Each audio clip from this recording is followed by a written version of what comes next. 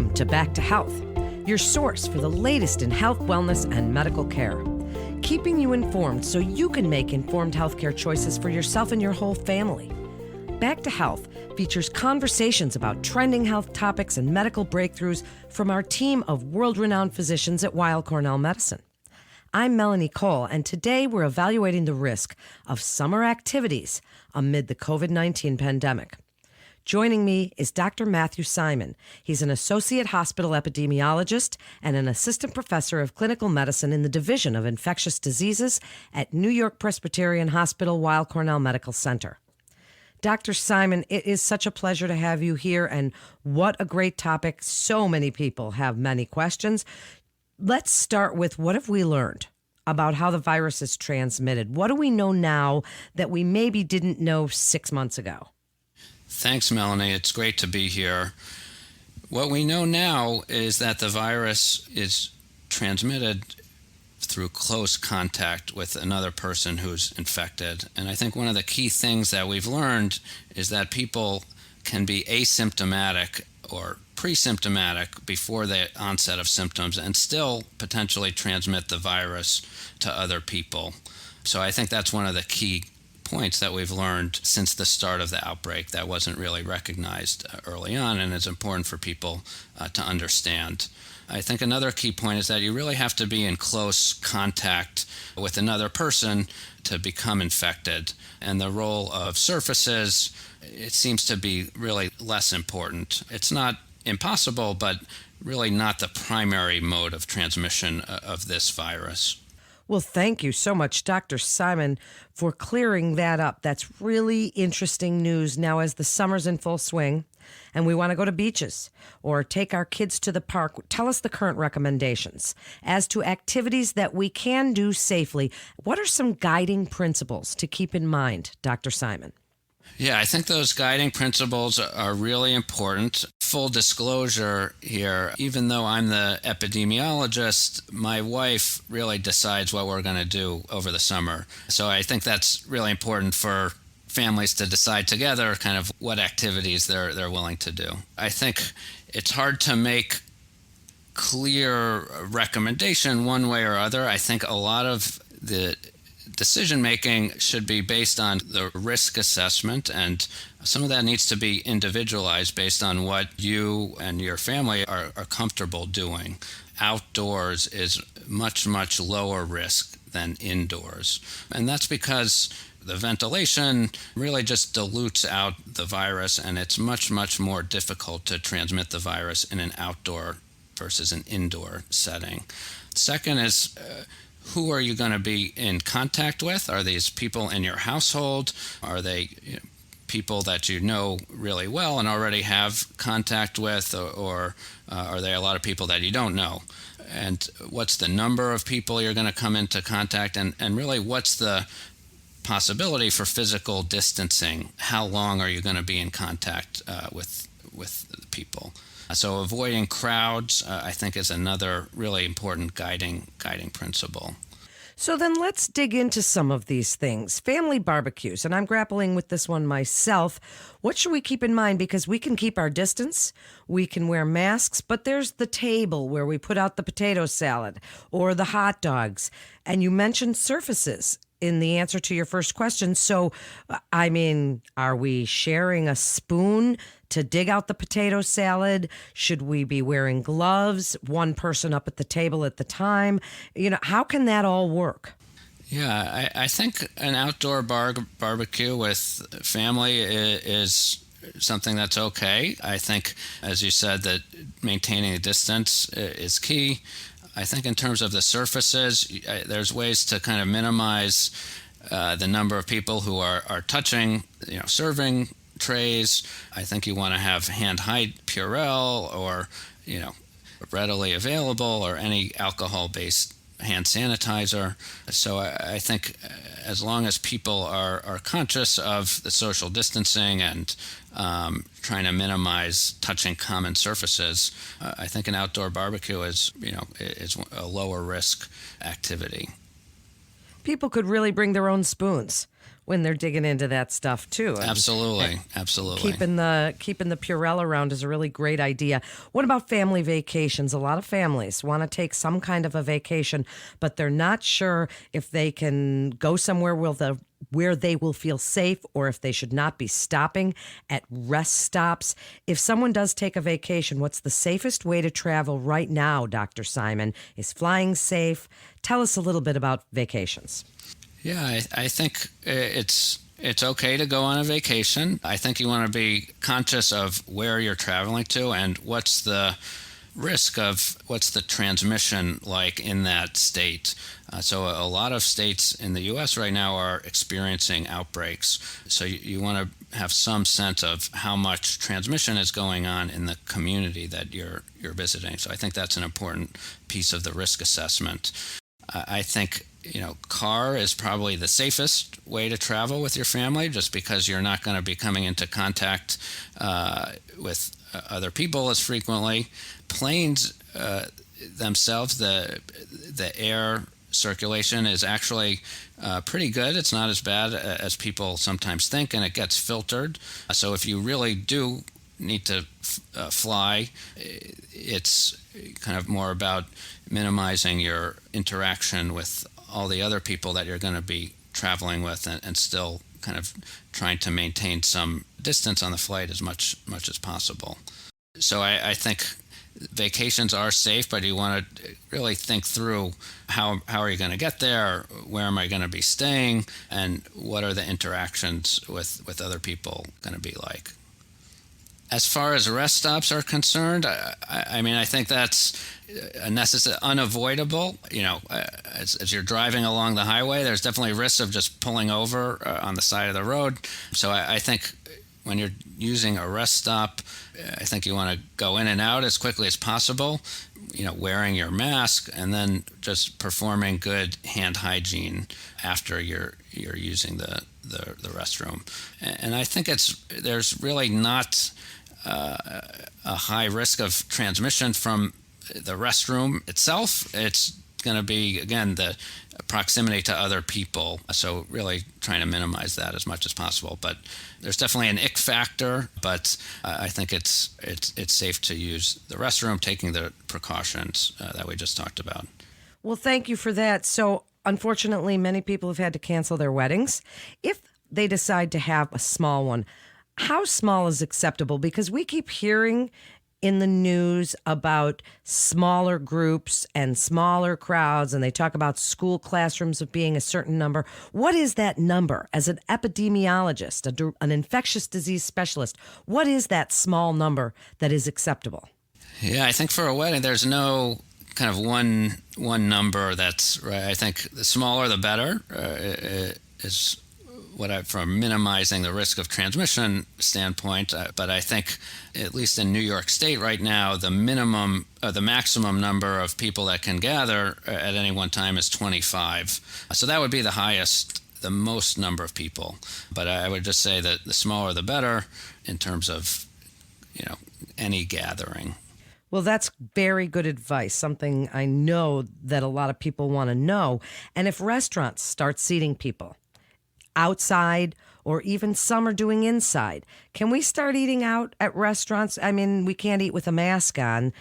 Can we sit outside and eat? Are the tables far enough apart? What do you want us to know about that? I think that's a great question. I think it's something you want to check out ahead of time. You're right. You're going to be a little bit exposed because of not being able to wear a mask when you're eating. I think in general, outdoor dining is safe. But again, it's who are you going out with? Are you going out with your household, or are you going out with a close friend who you've already been seeing? So I think the risk, again, is really from the other people that you're going to be eating with. There's no evidence right now around transmission through food, so I think that is safe. But again, it's how far apart are the tables, and who are you going to be with? So what about nail and beauty salons? Again, we're hearing about people really wanting to go to barber shops. Can we safely get these kinds of things done? And if so, what should we be doing to really make sure we're safe? Yeah, I think that adds another element of risk going to the barber shop or a nail salon. One, it's indoors. You're going to be in close contact with the barber or the person who's doing your nails. You definitely need to be wearing a mask. Both people need to be wearing a mask. I think there's some things you can do to try and minimize, making an appointment ahead of time so you're not waiting in the waiting area with other people. And I think if, that's kind of an individual assessment, how badly do I need to get this done versus kind of waiting, or finding another way to get your hair cut or get your nails done. So I think that's an individual decision. It does potentially add another element of risk.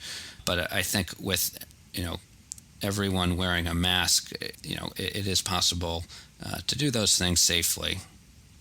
Another thing I've heard a lot discussed, but not really answered so much, Dr. Simon, is pool parties. Are they safe? Are bodies of water safe? You spoke about transmission, but what about public pools? Can it be transmitted in water at all? There's no evidence that water itself can transmit the coronavirus. In fact, that chlorine is really going to inactivate it. So it's not any risk with a public pool is not from the actual pool or from the water. It's from the, coming into close contact with other people. You can't really wear your mask in the pool and the water gets wet. It doesn't work. So I think as long as people are able to maintain, a safe distance, 6 feet, going to a pool is safe. But if there's going to be crowding, that's where it gets much more riskier. Well, then along those lines, as summer gets pretty hot and there's water fountains around, if we're having a barbecue or we're out at a park and there's water fountains, they're tempting. Can we use them, or is that not a good... I think it's definitely better to have your own water readily available, but if, you're just famished and really dehydrated and need to get a drink, I think it's okay to use a public fountain, but you want to, have some hand sanitizer available and just de-germ your hands afterwards. Well, that's so important for people to hear. And now that museums are open again, is it safe to go to museums? How can we keep our distance if we're going to things like museums or even sporting events? Because some kids' sports have started back up again.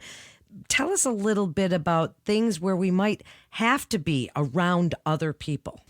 Yeah, I think this is where the masks really, really become important. In terms of museums, I think there's definitely a big, especially indoor museums where it can be crowded. I think that's probably still something most people want to avoid unless they're really able to maintain some physical distancing in the museum. I think the sporting events, the outdoors, is okay as long as, again, people are able to maintain some physical distance and people are able to wear masks. The masks are really, really effective in being able to contain the spread of the virus, both for the person who's wearing them and everyone else around them. So really can't emphasize the mask wearing enough. Whatever you're doing, whether it's indoors or outdoors, that's really, really important. So before I even ask you my last question, Dr. Simon, how can we encourage exercise and activity when we might be feeling pretty unmotivated right now, nervous to go out even to our local parks or go for a walk because we're not sure if we might pass somebody? I mean, people are getting pretty nervous. What would you like us to know about the importance of getting out, getting some fresh air, getting some activity? I think it's really important for people's mental health to be able to get outside and get some fresh air, to get some exercise. I think it's definitely understandable to be apprehensive, and I think it's important to be conscious that there's still some risk out there no matter what we do. And I think, people have to listen to themselves. They'll have to kind of decide for themselves when they feel ready. But I think just for a mental health aspect, it's really important to get outside and get some exercise and remembering the principles of wearing your mask, and really trying to maintain a safe distance from other people as much as you can. There's really not a risk of transmission just passing someone on the street. It really does need to be more prolonged direct contact. So I would encourage people not to let that inhibit them from going out. It's so important. And as a wrap up, Dr. Simon, if people are concerned about certain activities that we've discussed here, what would you like them to know about continuing their care, the importance of this continuum of care at this time? And is it still very safe to see our healthcare providers making sure that we stay safe, but making sure that we keep up with our annual well visits and our flu shots because flu season is coming? What would you like us to know, Dr. Simon? Kind of summarize that for us. Yeah, I think it's really important for everyone to be in touch with their provider, with their doctor. I think, there's been a lot of delays in care because of this pandemic, and this is a great opportunity to, reach back out, reestablish care. There's video visits, even if you need to go in person for a vaccination. The flu season is going to be coming up in a few months. Really, really important to still get your flu shot. And, I think there's really enhanced safety protocols that have been put into place. The waiting rooms have been redesigned. Everyone is wearing masks. So I think it's a great time to kind of re-engage in care and to restart all those well visits and preventive care that is really, really important. Thank you so much, Dr. Simon, for joining us today and sharing your incredible expertise with answers to questions that everybody wants to know. So thank you so much. And Weill Cornell Medicine will continue to offer video visits for consultations and discussion to minimize travel, and you can be confident of the safety of in-person appointments when needed. That concludes today's episode of Back to Health. We'd like to thank our listeners and invite our audience to download, subscribe, rate, and review Back to Health on Apple Podcast, Spotify, and Google Play Music. For more health tips, go to weillcornell.org and search podcasts. And parents, don't forget to check out Kids Healthcast. I'm Melanie Cole.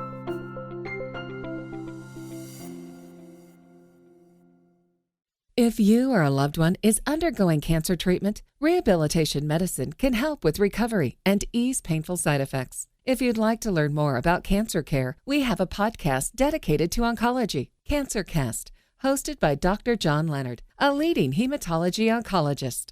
All information contained in this podcast is intended for informational and educational purposes. The information is not intended nor suited to be a replacement or substitute for professional medical treatment or for professional medical advice relative to a specific medical question or condition. We urge you to always seek the advice of your physician or medical professional with respect to your medical condition or questions. Weill Cornell Medicine makes no warranty, guarantee, or representation as to the accuracy or sufficiency of the information featured in this podcast, and any reliance on such information is done at your own risk. Participants may have consulting, equity, board membership, or other relationships with pharmaceutical, biotech, or device companies unrelated to their role in this podcast. No payments have been made by any company to endorse any treatments, devices, or procedures, and Weill Cornell Medicine does not endorse, approve, or recommend any product, service, or entity mentioned in this podcast. Opinions expressed in this podcast are those of the speaker and do not represent the perspectives of Weill Cornell Medicine as an institution.